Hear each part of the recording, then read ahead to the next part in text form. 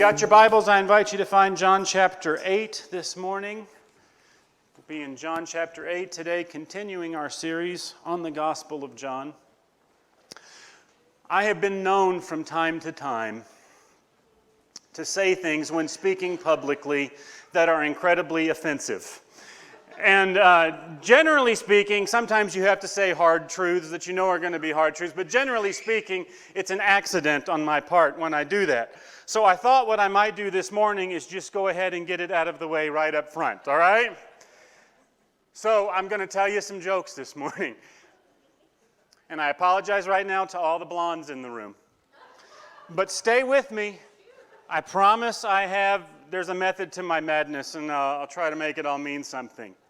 So for instance, this morning, do you guys know why blondes always smile during lightning storms?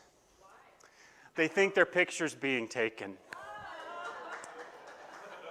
Don't worry, they get worse. What do you call a blonde who dyes her hair brunette? Artificial intelligence.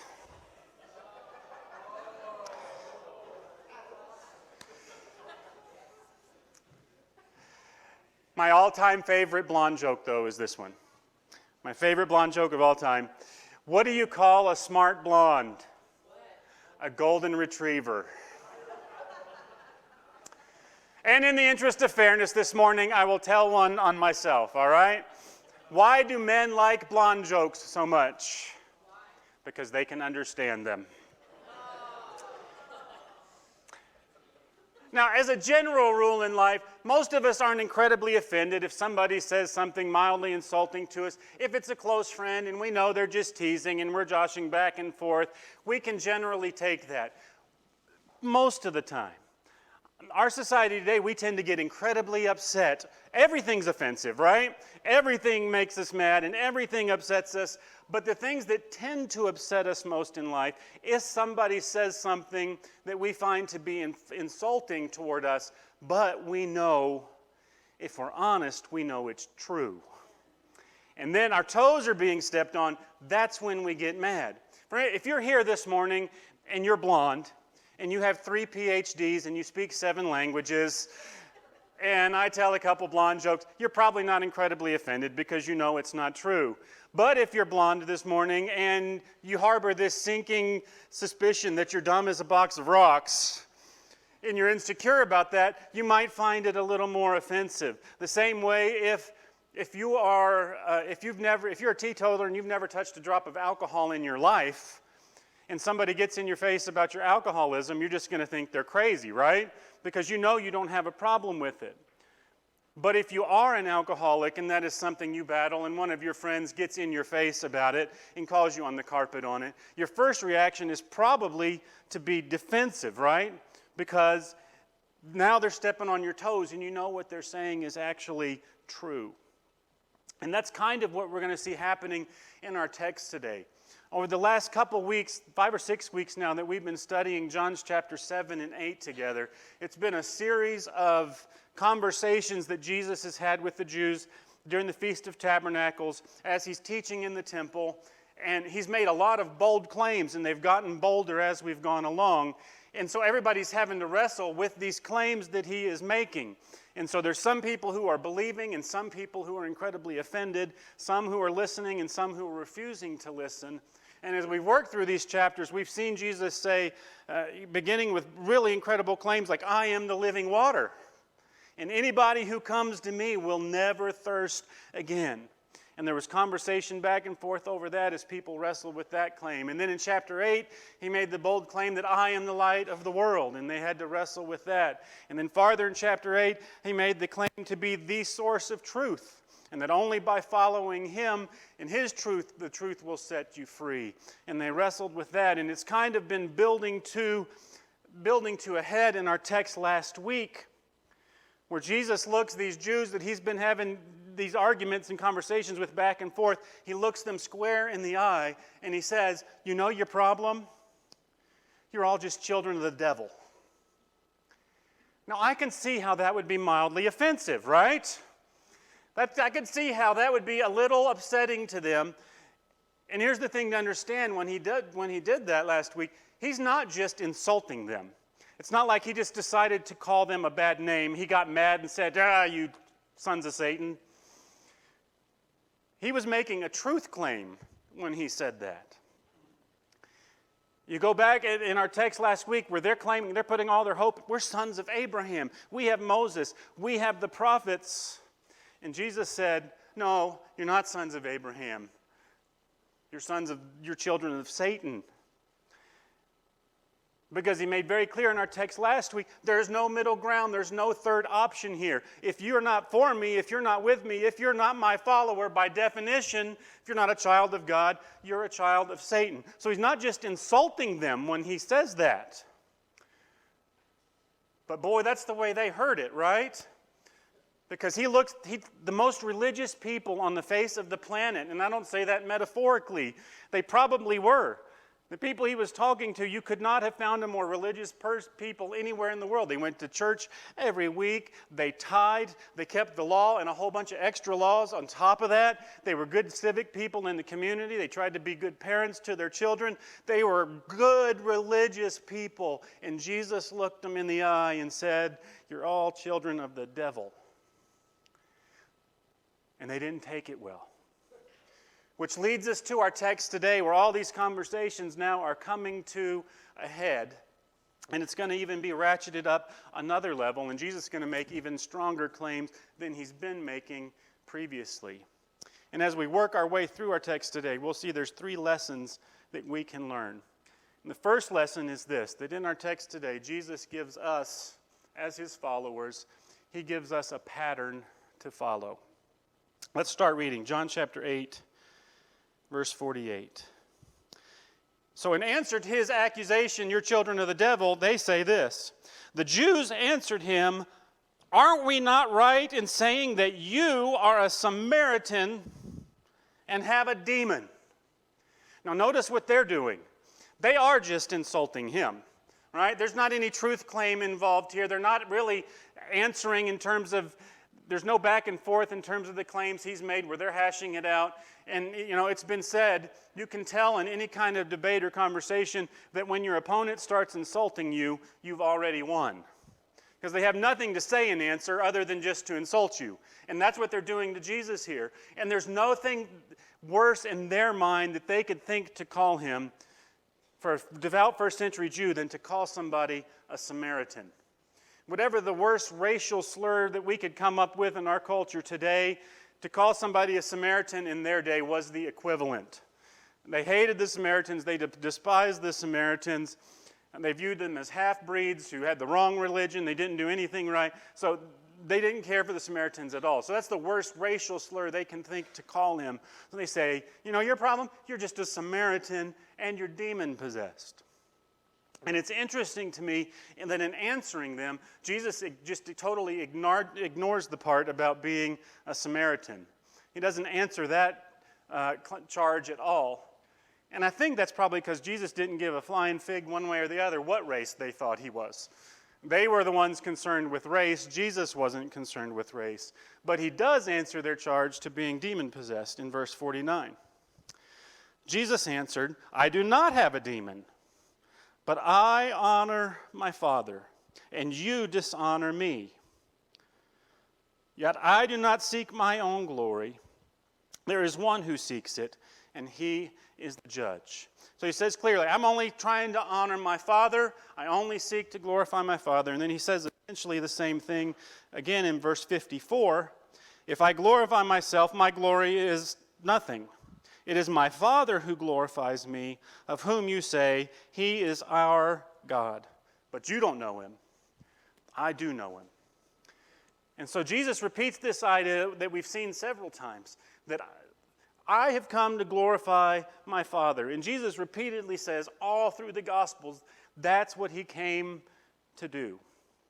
In fact, if I counted right, I went back and just in John chapter 7 and John chapter 8, just in these 2 chapters, this is the 6th time that Jesus has made that assertion or something similar to it.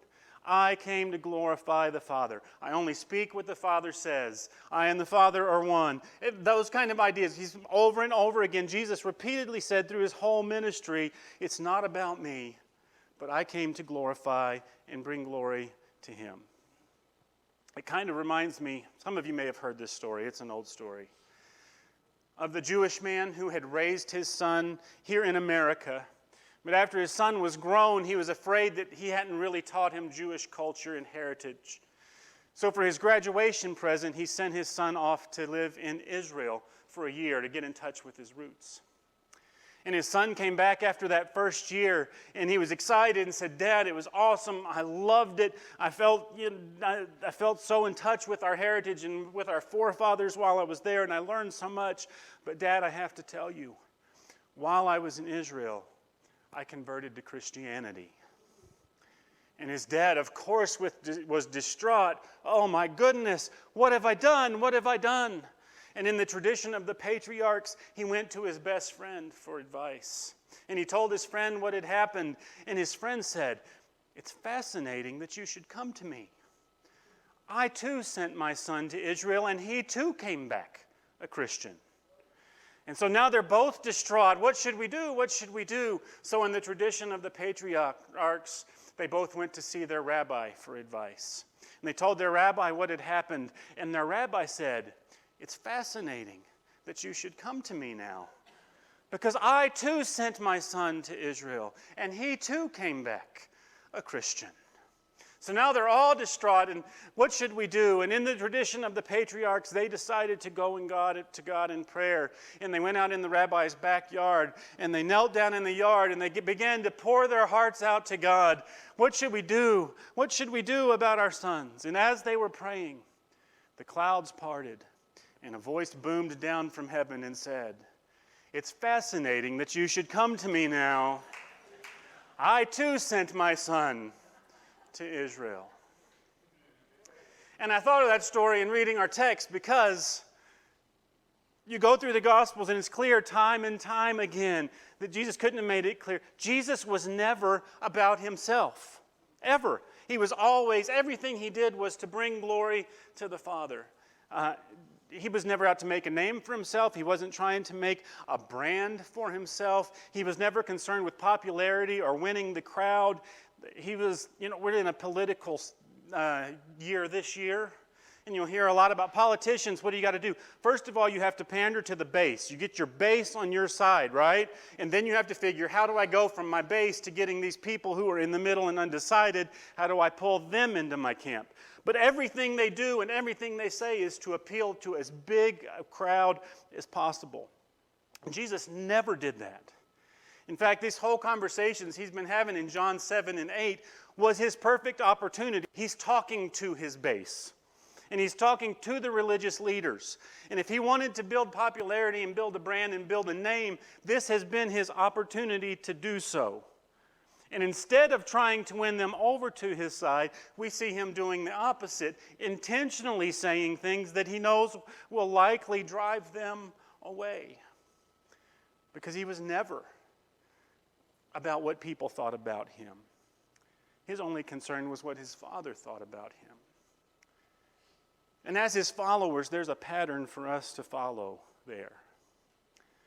And I wonder if we're honest with ourselves. Just think how much of what we do in life and how much of the energy we expend is spent on what other people think about us.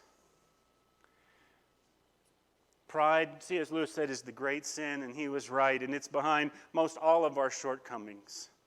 And there's so many, it's so easy to get caught up in, we're worried about what everybody else in the world thinks. But just be honest this morning. On the flip side, how much energy do you put into concerning yourself with what God thinks? How much energy goes into in your life on a daily basis to bringing glory to the Father in your life and in your actions? How concerned are you in your place of employment that your actions and your words and your deeds bring glory to God? How much energy goes into in your home and with your children, ensuring that your words and your actions bring glory to the Father? That's what Jesus was all about. And as his followers, that's what we should be all about. So Jesus gives us, first of all, he gives us a pattern to follow. Secondly, in our text, he gives us a promise to claim. There was a sociologist named Ernest Becker who came up with this theory that essentially said all of our fears and phobias in life are essentially related to our fear of death. So that is, if you have a phobia of spiders or confined spaces or germs or large crowds or whatever your phobia is, he argued that what your real fear is, you're afraid of death. So he would have said, you're not really afraid of spiders or germs or small spaces or crowds. You're afraid that spiders or germs or small spaces will kill you. And so it's all tied in with your fear of death. And it's led to this theory that's actually gotten to be pretty popular called terror management theory, where psychologists deal with patients in their phobias, not by treating the phobia, but by trying to treat their fear of death. And I'll be honest, I haven't looked into it enough, and I'm not smart enough to know if there's anything to that or not. To me, it sounds like a lot of hooey, to be honest, because I'm afraid of spiders, not because I think spiders are going to kill me. I'm afraid of spiders because they are vile, disgusting, evil, terrifying creatures. And there's few things, I know the spider's not going to kill me, but it doesn't stop me from squealing like a little girl if I walk in face first into a spider web. I know they can't hurt me, but I still have to make my kids kill them if there's one in the bathtub. And it's not because I'm afraid that spider, I know it's not going to kill me, so I don't know if there's anything to all of that, but I do know this. All of us wrestle with a fear of death.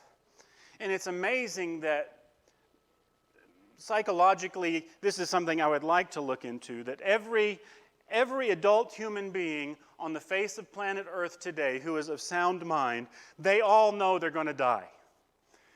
As a matter, we all realize that none of us get out of this alive, right? We know that. But it's amazing how somehow we manage to live our life as if we think it's never going to happen. And this is where our text today gets really interesting. Because Jesus said, for his followers, it really is never going to happen. Look at what he said, continuing on here in verse 53, I think. I need my bifocals. Jesus says, truly, truly, I say to you, if anyone keeps my words, he will never see death. Now, I don't want us to try to spiritualize this text this morning. I don't want us to try to make Jesus' words here to some kind of metaphor, right? If you wanted to tell somebody, hey, you're never going to die, I don't know how you could say it any more clearly than Jesus said it here, right? Anybody who keeps my words will never see death. I think Jesus meant what he said. So what did he mean by what he said? And without trying to explain it away, if you want to see how, just look at how his crowd understood him, what they understood him to be saying. They understood him to be saying exactly what he said. The Jews said to him, now we know you have a demon. Now we know you're crazy because Abraham died, as did the prophets, and yet you say if anyone keeps my words, he will never see death. Are you greater than our father Abraham who died?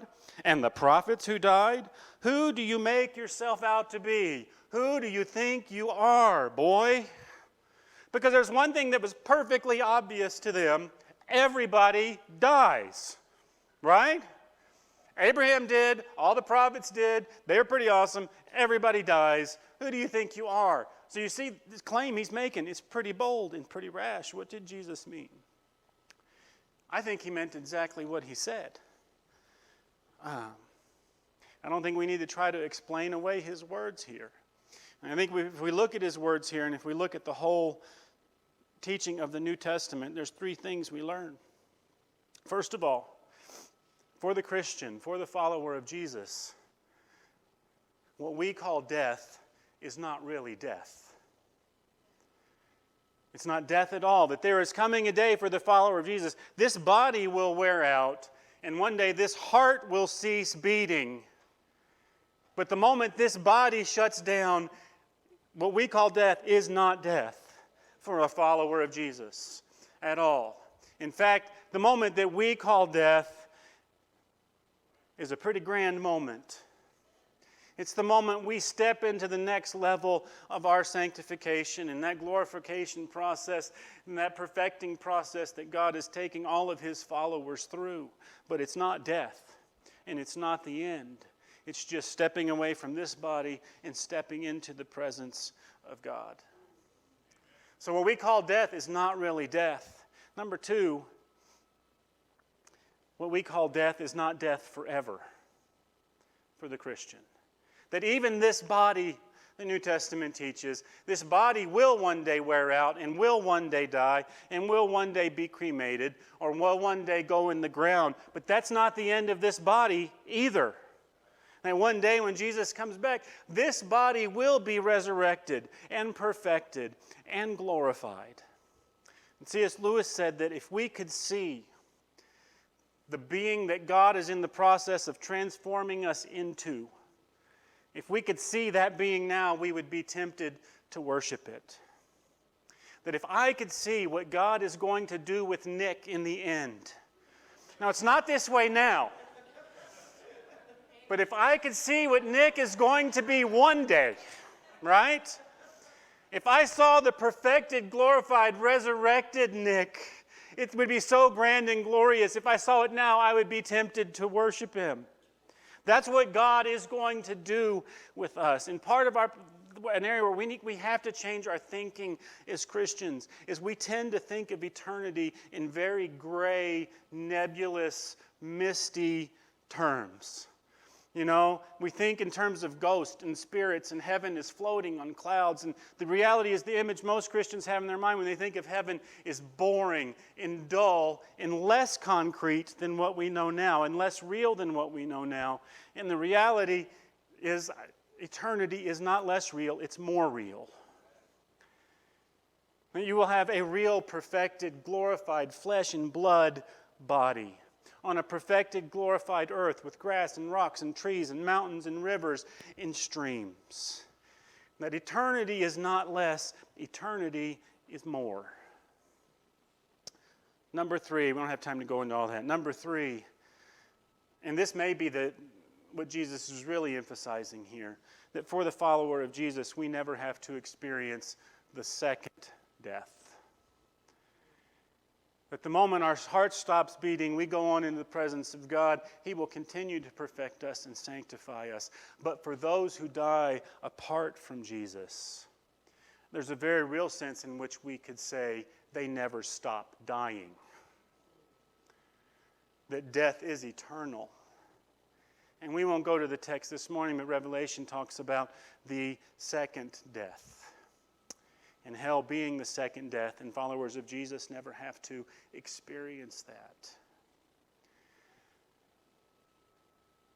So when Jesus says here, those who keep my words never taste death, he's saying something pretty grand and pretty spectacular. I've always been fascinated by Muhammad Ali. And I'm not old enough to have seen Muhammad Ali in his prime. I'm old enough to have watched his last few fights and remember seeing those fights when I was a kid. But by then he was old and fat and slow, and he wasn't the Muhammad Ali that he was when he was young. But Muhammad Ali as a figure has always fascinated me. I've watched all of his big fights and all these documentaries. He's a fascinating character in that not only was he one of the greatest boxers of all time, but he was maybe the greatest self-promoter of all time. Michael Jordan may be the best person at marketing himself of all time in sports, but there was nobody ever in the history of sports who could talk like Muhammad Ali. And if you watched old clips of Muhammad, man, he could talk circles around everybody. You watch him as a young man, he was just so quick. And some of the back and forth he had with Howard Cosell in some of those conversations, he was just fascinating figure. But the fight I want to talk about this morning, this picture was taken in May of 1965, and this is the end of Muhammad Ali's fight with Sonny Liston. The interesting thing about this fight is this was the second time they fought. It was a rematch Ali had beat Liston a year before to win the heavyweight title for the first time, and shocked the world when he had done so. Sonny Liston was one of the greatest heavyweights of all time. So nobody could believe it when Ali won, and nobody gave him a chance to win in the rematch. All the experts and all the prognosticators said it was a fluke. No way Ali beats him again. And not only did Ali beat Liston again, he resoundingly beat Liston, knocking him down and knocking him out and down for the count in the first round. And that led to this picture, which is one of maybe the most famous photographs in sports history of Ali standing over Sonny Liston. And what he is saying here is, "Get up and fight, sucker." That's a quote. That's actually what he said. And Liston was like, "Nope, I think I'm done. I don't need to fight anymore." It was a resounding victory. But I love this image. And if I can borrow from this image today, without stretching it too much, we could say, this picture is an image of exactly what Jesus did to sin and death. Jesus didn't just eke out a victory over death. It wasn't a 12-round decision that went to the judges and he won in a split decision. Jesus annihilated sin and death and completely whooped it for all eternity. And notice he says, if anyone keeps my word, he will never taste death. The mindset we need to have as Christians is eternity. Too many of us think of eternity as pie in the sky one day, when the reality is, if you're a follower of Jesus, you have eternity today. Eternal life is a present reality today. And there's a big distinction in those two mindsets in terms of how we live today as a result. So Jesus gives us, number two, a promise to claim. And then lastly, Jesus gives us a God to worship. I don't know if any of you parents have ever done this with your kids, where you go, I'm going to take the kids to the park to play, right? And they can go play on the playground, and I can sit on this bench and have some peace and quiet, right? And I will just read my book, and it'll be awesome. They can play, they'll be happy, I can have some peace and quiet, and I'll read or do whatever. In my experience as a parent, that has never worked out that way even one time. Because from the moment you get to the playground until the moment that you leave the playground, what do you hear? Hey, Dad, hey, Dad, hey, Dad, hey, Dad. Dad, watch how high I can swing. Dad, watch how far I can jump off the swing. Dad, watch me go down the slide. Look how fast I can run. Dad, watch how quick I can go across the monkey bar, right? The whole time it's there. Have you noticed? Kids need you to notice them a lot, right? Dad, watch me ride my bike. Dad, look at my report, or my spelling test, if it was a good grade. Dad, look at my spelling test, right? Kids have this just insatiable all the time. Look at me, look at me, look at me. Because they have a need to be validated, and they're working out their identity, and they need to hear praise, especially from their mom and dad. And most of the time, for a lot of us as adults, that need never really goes away. We still feel a need to be praised and the need to be affirmed. Every day I go to the gym. Not every day I go to the gym. Every time I go to the gym. Not every day. But every time I'm there are guys walking around who never say a word, but everything in their demeanor says, look at my muscles, right? You've been to you know these guys, right? They can't even walk like normal human beings. And I'm like, dude, you don't really have to walk that way, right? Everything in their demeanor. Why are you wearing a spaghetti strap tank top? You're 50 years old that you paid $50 for, because everything in their demeanor is saying, look at me, right? I need you to notice my muscles and affirm me for my biceps. And there's a lot of ways we might be guilty of doing that, It's the middle-aged guy in the Corvette going, look at the car I have. I'm still young. I'm still virile, whatever. Sorry, if anybody has a Corvette, I'm not saying it's you. But we're all wrestling with our identity and who we are. And, and I'm not saying it's always bad. You turn in a report at work, it's natural that you want to hear your boss say, good job, rather than this stinks, right?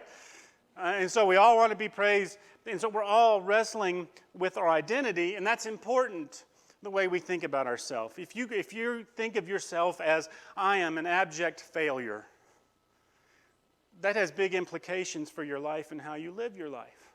And conversely, if you think too highly of yourself, things aren't going to work out well either. We've all known the person who thought they were awesome at something that they really stunk at, right? That everybody else in the world could see that they stunk, but they thought they were awesome. Their identity didn't match their reality. So we're all wrestling with identity. This text today is awesome because it gives us the clearest picture in the Bible of how Jesus viewed his own identity.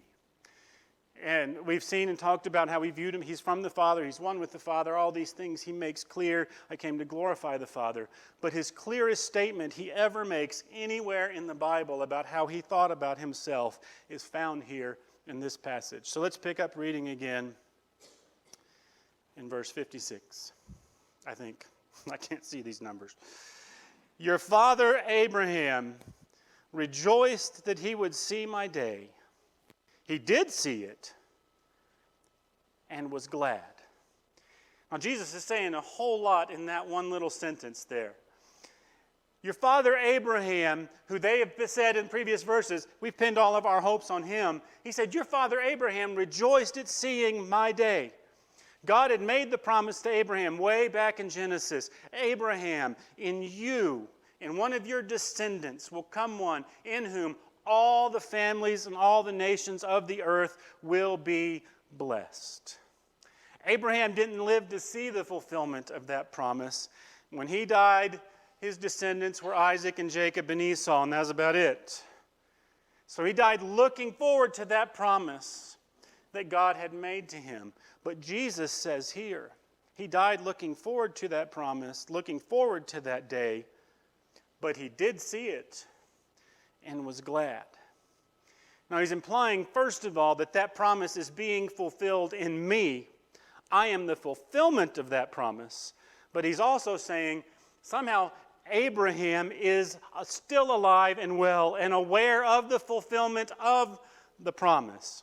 Right? That what he just said earlier, those who keep my word will never taste death, that has been true of Abraham, right? Abraham's aware that this promise is being fulfilled today.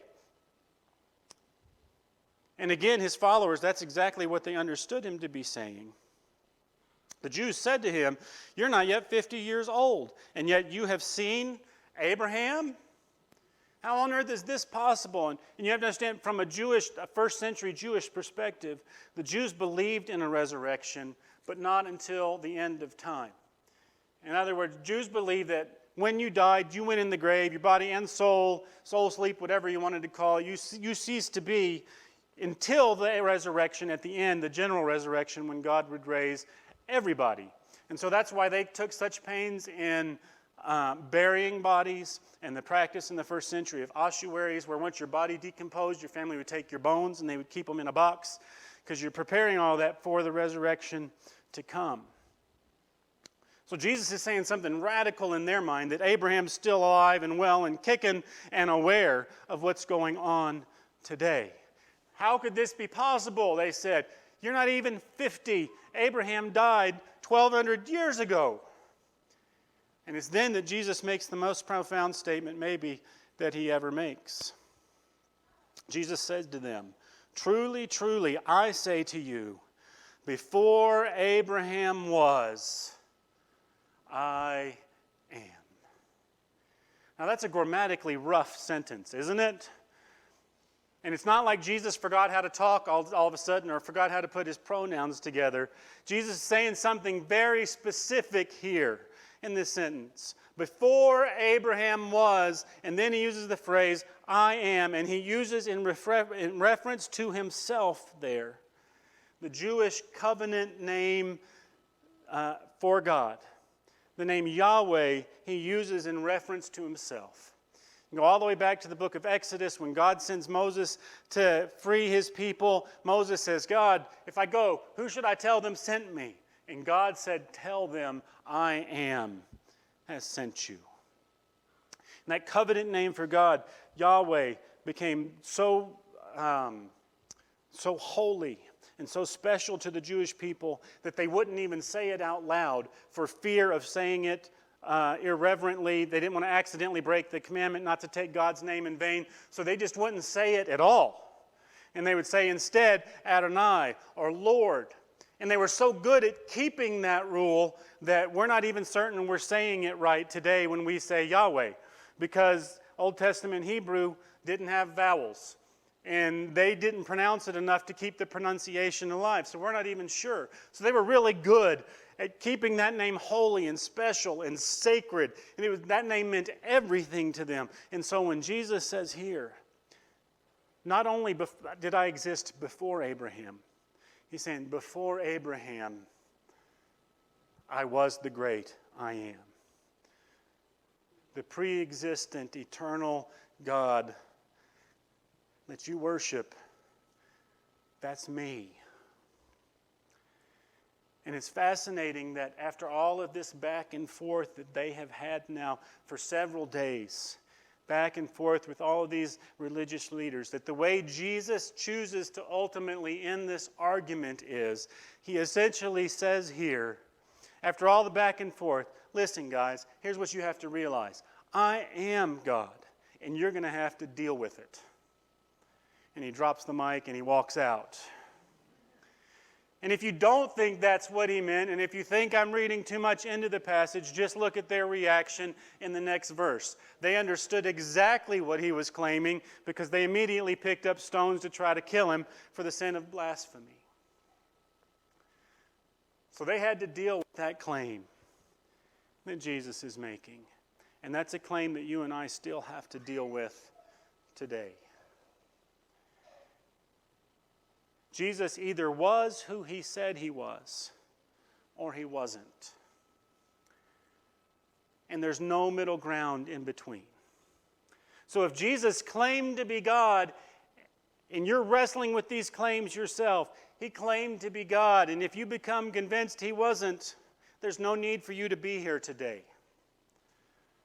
If he wasn't who he said he was, we're all wasting our time, and we should go home and forget all of this. But if he was who he said he was, if he is who he said he was, that changes not just some things, that changes everything. If he was who he said he was, he's not a religious figure for us to admire. He's not a good teacher for us to listen to. If he was who he said he was, he's Lord, and he demands and deserves our everything.